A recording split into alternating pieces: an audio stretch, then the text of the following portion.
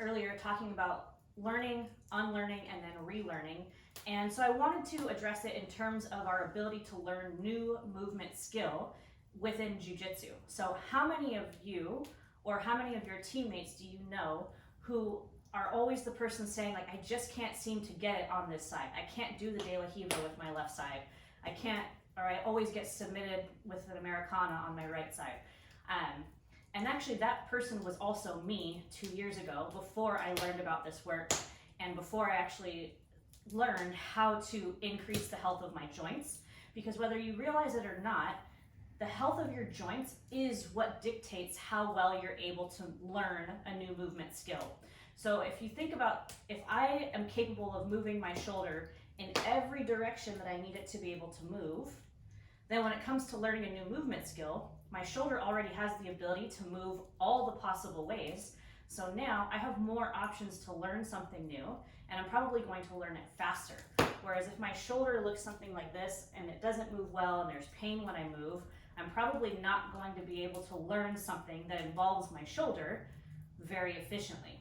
Now, again, this person was also me before I learned about this work. I could not for the life of me do a De La Riva with my left leg.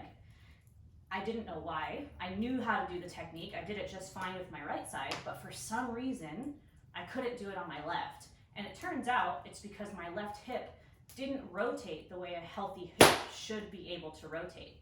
So what I want to teach you about is how improving the health of the parts, meaning your hips, your elbows, your wrists, your shoulders, your spine, and improving those is going to help you learn new movement skills. So if I was to say, again, just to kind of show you the De La Riva example, when I lay on my back and I go to rotate my hip, I can rotate it this way. So think if I'm trying to do De La Riva or a triangle or something, then I can do it. Okay, so, but I couldn't, at the time, do this one. When I went to rotate this hip, it only went this far. So when I went to try to wrap my leg around my opponent's leg, I couldn't do it. My hip didn't go that way. And so I would maybe get my toes in there, and the second Nick turned his knee out, my foot would just pop off, and I could not keep any kind of control here. But now that my hip does rotate, I can get my whole foot in there and control it. And so now when he turns his knee out, I actually still have a pretty good control of his leg to be able to now keep playing De La Riva how I want to play it, okay? So now that I have the ability to rotate my hip in that way, any other jiu-jitsu technique that requires a hip to be able to rotate that way, I can do, because I'm now no longer limited in my options to execute something. So think about all the different techniques that you maybe struggle with and haven't been able to figure out. Just drilling that technique over and over and over isn't enough. Now, repetition is necessary in acquiring a new movement skill, but you have to have the underlying prerequisite of the healthy joint in order for that repetition to matter. Because if I'm repeating something over and over and over without the biology or my body having the actual capacity to do it, no matter how many times I try De La Riva, if my hip doesn't go this way, I'm never going to be able to do it. But if I improve the hip to be able to do this, now I can practice De La Riva over and over and over, and now be a whole lot better at executing it, be a lot more efficient with it.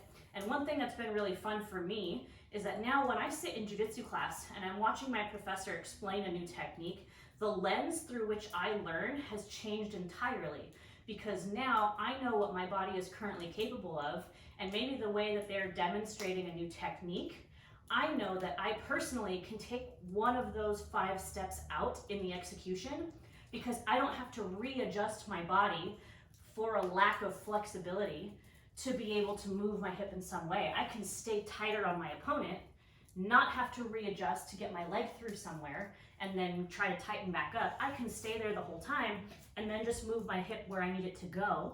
And now I have a higher likelihood of executing that technique more efficiently and with less likelihood of losing my position. So it's something that if you've always been the guy or the girl in the gym who's like, I just can't do that, or oh, I just don't move well, you don't have to be stuck being that person. Just like I didn't have to stay stuck being the person that couldn't do De La Riva with the left side. I can do it now, and I can do it well. And a lot of my other techniques, because I've improved the health of them, of my joints, I can now execute those techniques a whole lot better.